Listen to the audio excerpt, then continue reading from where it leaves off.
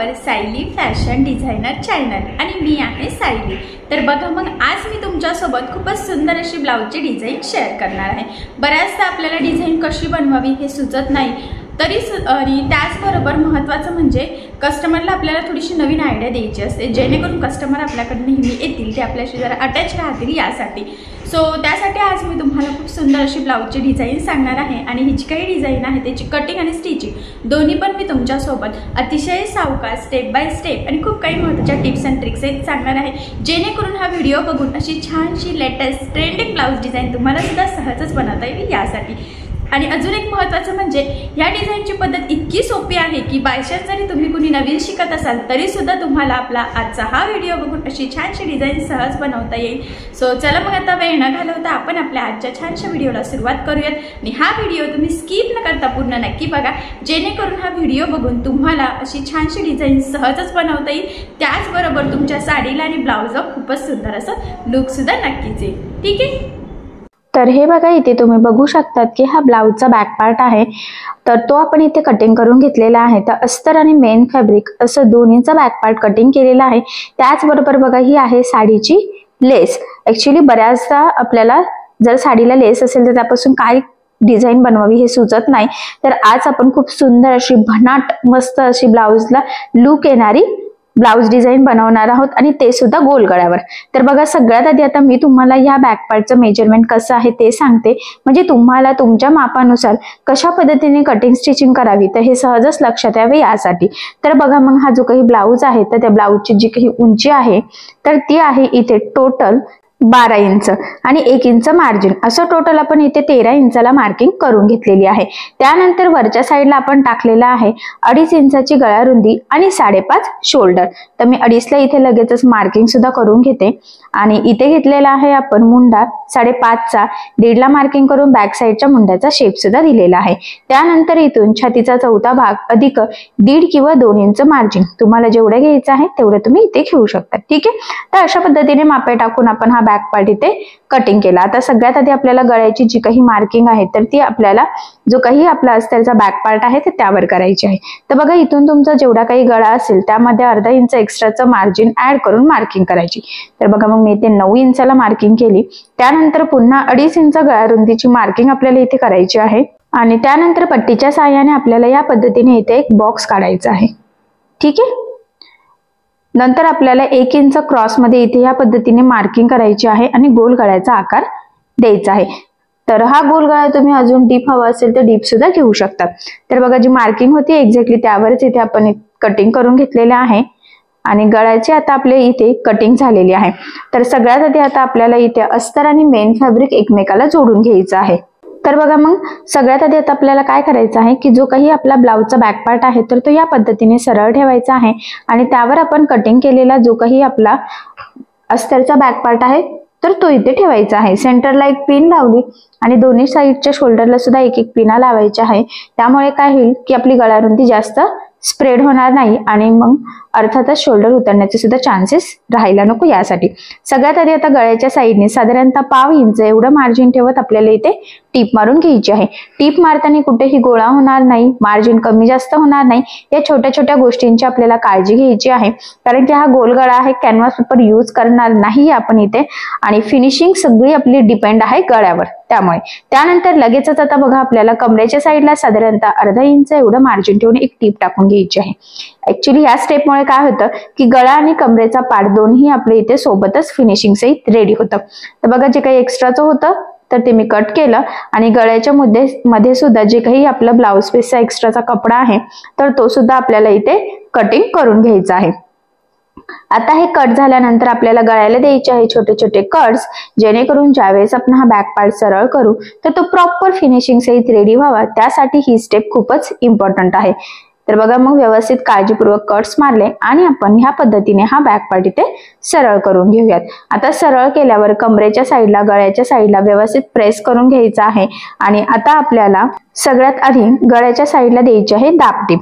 तर बघा मग इथे दाबटीप देताना काळजी घ्यायची आहे की अस्तरचा आतला जो काही कपडा आहे तर तो वरती दिसणार नाही, जेणेकरून आपली गळ्याची फिनिशिंग बिघडायला नको। तर फिनिशिंग साठी ही खूपच महत्त्वाची टीप आहे, तर तुम्ही आवर्जून ती फॉलो करायची आहे, कारण की दाबटीपवर आपली गळ्याची पूर्ण फिनिशिंग डिपेंड असते.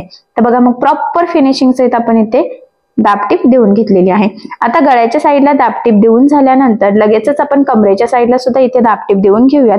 आणि इथे सुद्धा अस्तरचा आतला कपडा वरती दिसणार नाही याची आपल्याला काळजी घ्यायची आहे, जेणेकरून प्रॉपर फिनिशिंग सहित आपलं इथे ही डिझाईन रेडी व्हावं यासाठी. तर इथे बघितल्यावरच लक्षात येत असेल तुमच्या की किती छान असं प्रॉपर फिनिशिंग आलेलं आहे. आता एवढं झाल्यानंतर आपल्याला इथे अस्तर आणि मेन फॅब्रिक कडेकडेने टीप मारून जोडून घ्यायचं आहे. हे जोडताना जेवढं शक्य आहे तेवढं कमीत कमी मार्जिन आपल्याला इथे पकडायचं आहे, जेणेकरून म्हणजे कटिंग करताना हे मार्जिन आपण कुठेही ऍड केलेलं नसतं, त्यामुळे मग आपल्याला मार्जिन कमी पडायला नको म्हणून. आता बघा ह्या पद्धतीने व्यवस्थित जोडून घेतलेला आहे आणि जोडताना गोळा होणार नाही, कुठे तिरकं जाणार नाही याची सुद्धा काळजी घ्यायची. आणि त्यानंतर जे काही एक्स्ट्राचं मेन फॅब्रिक म्हणजे ब्लाऊज पीसचा जो काही एक्स्ट्राचा कपडा आहे तर तो इथे आपल्याला कटिंग करून घ्यायचा आहे आणि परफेक्ट मापाचा बॅक पार्ट आपल्याला इथे रेडी करायचा आहे. कारण तुम्हाला सगळ्यांनाच माहित आहे की अस्तरवर आपण परफेक्ट कटिंग करतो आणि ब्लाऊज पीसचा कपडा आपण थोडासा एक्स्ट्राचं मार्जिन ठेवून कटिंग करत असतो. म्हणूनच मग सगळ्यात आधी या पद्धतीने जोडून आपल्याला एक्स्ट्राचं कट करून परफेक्ट मापाचा बॅक पार्ट रेडी करायचा असतो. त्यानंतर सेंटरला मी मार्किंग केलेली आहे आणि बघा इथे सुद्धा एक मार्किंग केलेली आहे. इथून बघा असं कर्व शेप दिलेला आहे साइड पार्टला. ठीक आहे, आता ह्या पद्धतीने ते प्रेस करायचं म्हणजे दुसऱ्या साईडला सुद्धा फेंट मार्किंग होईल आणि मग ती आपल्याला इथे डार्क करता यावी यासाठी. ठीक आहे, तर इथपर्यंत आय होप सो तुमच्या लक्षातच आलेलं असेल. तर बघा आता हा गोल गळा आहे आणि आता गोल गळ्यावरच आपण खूप सुंदर अशी डिझाईन बनवणार आहोत. तर काय करायचं, जी काही आपली लेस आहे ना तर ती इथून लावायला आपल्याला सुरुवात करायची आहे, जिथे आपण आता मार्किंग केलेली आहे तिथून. आणि बघा मग आता ही लावताना आपल्याला इथे छोटे छोटे प्लेट्स सुद्धा टाकायचे आहेत. तर तुमच्याकडे किती लेस किंवा ही डिझाईन तुम्ही काठाच्या ब्लाऊजला सुद्धा करू शकतात काठ वापरून. तर किती काठ अवेलेबल आहे त्यावर डिपेंड आहे की किती जवळजवळ प्लेट्स टाकायचे आहेत ते. तर मी जरा मीडियमच प्लेट्स टाकते, खूप जवळ किंवा खूप लांब लांब टाकणार नाहीये. आणि बघा मग व्यवस्थित थोडं थोडं पकडत पकडत आपण इथे ह्या प्लेट्स टाकून घेऊयात आणि दुसऱ्या साईडला जिथे मार्किंग केलेली आहे ना बरोबर तिथपर्यंतच टाकायचे आहेत. ठीक आहे, त्यानंतर बघा मग जी मार्किंग होती तिथून आता खाली आपल्याला टीप मारायची आहे आणि त्यानंतर आता खालच्या साईडला सुद्धा त्या प्लेट्स व्यवस्थित सेट करत करत टीप टाकून घ्यायची आहे. तर त्या प्लेट्स खूप अशा तिरक्या वगैरे जाणार नाही याची काळजी घ्यायची आहे. आणि फायनली बघा ह्या पद्धतीने आपण एकदम प्रॉपर असं टीप टाकून घेतलेली आहे. ठीक आहे, आणि इथे आडवी सुद्धा. आता काय करायचं, जी काही एक्स्ट्राची आपली लेस आहे तर ती आता इथे कटिंग करून घेऊयात व्यवस्थित काळजीपूर्वक, नाही तर बऱ्याचदा गडबडीत ब्लाऊजला कट्स जाण्याचे सुद्धा चान्सेस असतात. त्यानंतर मी इथे गोल्डन आणि ज्या कलरची आपली लेस आपण वरती यूज केलेली आहे तर त्या कलर कॉम्बिनेशनची इथे त्रिकोणची लेस घेतलेली आहे आणि सध्या त्रिकोणच्या लेसचं खूप ट्रेंड चालू आहे. तर बघा मी इथे खालच्या साईडला ती लावून घेत आहे. तर तुम्ही तुमच्या चॉईसनुसार कुठलीही लेस इथे यूज करू शकतात, कारण की बऱ्याच वेगवेगळ्या पॅटर्नच्या लेस बाजारामध्ये अवेलेबल आहेत, खूप डिझायनर सुद्धा आहेत. सो मग ते तुमच्या चॉईसवर डिपेंड आहे किंवा तुमच्या कस्टमरच्या. आणि बघा इथे मी लेसला डबल टिप देते. तर मी नेहमीच सांगत असते की तुमची लेस जाड बारीक कशीही असो शक्यतो डबल टिप देत चालायची. त्याचे 2-3 फायदे असतात. महत्वाचं म्हणजे फिनिशिंग खूप सुंदर येते, लेसवरती तरंगत नाही आणि ती लवकर खराब सुद्धा होत नाही. ठीक आहे, आता इथे लेस लावून झाल्यानंतर बघा आपल्याला इथून शोल्डर पासून खाली मगाशी आपण जी काही मार्किंग केलेली आहे ना तर तिथे ही लेस लावून घ्यायची आहे. तर बघा मग बरोबर इथून आता गोलाकार शेप आपल्याला द्यायचा आहे आणि साइड पार्टला जी मार्किंग आहे तिथपर्यंत ती लेस आपल्याला जॉईन करून घ्यायची आहे. ठीक आहे, आता या लेसला सुद्धा मी इथे डबल टिप देऊन घेत आहे. बघा तर या साईडला लेस लावली गेलेली आहे.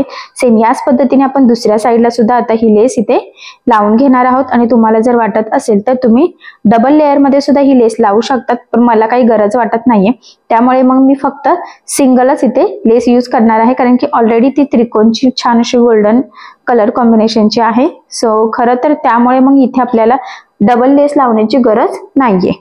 आणि महत्वाचं म्हणजे बघा या साईडच्या लेसला सुद्धा आपण इथे डबल टिप देऊन घेणार आहोत. ठीक आहे, तर बघा मग इथे सुद्धा लेस लावलेली आहे आणि मी म्हटल्याप्रमाणे आता याला सुद्धा आपण डबल टिप देऊन घेऊयात. तर बघा मग फायनली दोन्ही पण साईडला खूप छान प्रॉपर फिनिशिंग सहित आपण इथे लेस लावून घेतलेली आहे. आता यानंतर महत्वाचं म्हणजे आपल्याला इथे बॅक साईडला टक्स टाकायचे आहेत. तर ते टक्स आपण इथे टाकून घेऊयात. आणि अजून एक महत्त्वाचं म्हणजे आपल्याला या गळ्याला नॉट सुद्धा लावायचे आहे. तर सगळ्यात आधी आता मी इथे नॉट लावून घेते. तर बघा एका ब्लाउजला आपल्याला 1 मीटर नॉट सफिशियंट असतं. तर मी इथे गोल्डन रेडीमेडच नॉट घेतलेला आहे. तुम्हाला जर वाटत असेल तर तुम्ही साडीच्या कपड्यापासून सुद्धा नॉट छान असं बनवू शकतात. ठीक आहे. तर बघा सेम साधारणतः ऍक्च्युली आपल्याला 2.5 ते 3 इंच खाली ही नॉट लावायची असते आणि दोन्ही एकाच लेवलमध्ये येतील याची सुद्धा आपल्याला थोडीशी काळजी इथे घ्यायचीच असते. ठीक आहे. आता आपण याला सिंपल असे फॅब्रिकचे लटकन बनवणार आहोत. तर याआधी मी बरेचसे लटकनचे व्हिडिओ टाकलेले आहेत, पण म्हणजे त्या जेवढे काही टाकलेले आहेत 10, 5 सिंगल सुद्धा बरेचसे व्हिडिओज आहेत. तर त्यापैकी तुम्हाला जे काही फॅब्रिकचं लटकन आवडत असेल तर त्या पद्धतीने तुम्ही बनवू शकतात. बट इथे मी आता सिंपल असं त्रिकोणचं लटकन बनवणार आहे. फक्त इथे मी डबल लेअर कपडा घेतलेला आहे, म्हणजे प्रॉपर फिनिशिंग सहित सिंपल त्रिकोणचं लटकन रेडी व्हावं यासाठी. आणि बऱ्यापैकी मोठे सुद्धा घेतलेले आहे बघा. तर एक साईडचं बनवून झालं, सेम त्याच पद्धतीने दुसऱ्या साईडचं सुद्धा आपण इथे बनवून घेऊयात. आणि बघा ही जी काही आपण तिरकी टीप टाकतोय तर ह्या टीपला स्टार्टिंग एंडिंगला व्यवस्थित लॉक करायचा, जेणेकरून आपले लटकन लवकर खराब व्हायला नको यासाठी.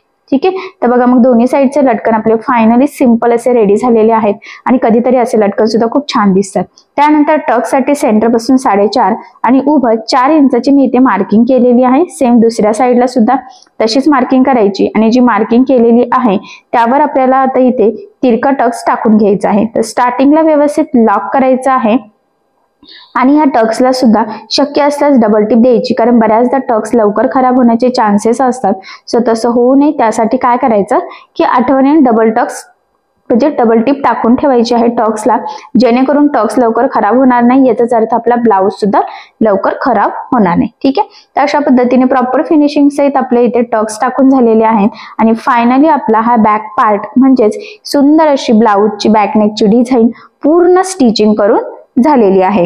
तर बघा मग फायनली गोल गळ्यावर आज आपण खूप सुंदर अशी ब्लाउज डिझाईन बनवलेली आहे. आणि मी म्हटल्याप्रमाणे बऱ्याचदा आपल्याला ज्यावेळेस ब्लाउज पीस मध्ये लेस असते अशा पद्धतीचे, तर डिझाईन कशी बनवावी ही सुचत नाही. तर ही डिझाईन तुम्ही नक्की ट्राय करून बघा. नक्कीच तुमच्या साडीला आणि ब्लाउजला खूप सुंदर असं लुक येईल.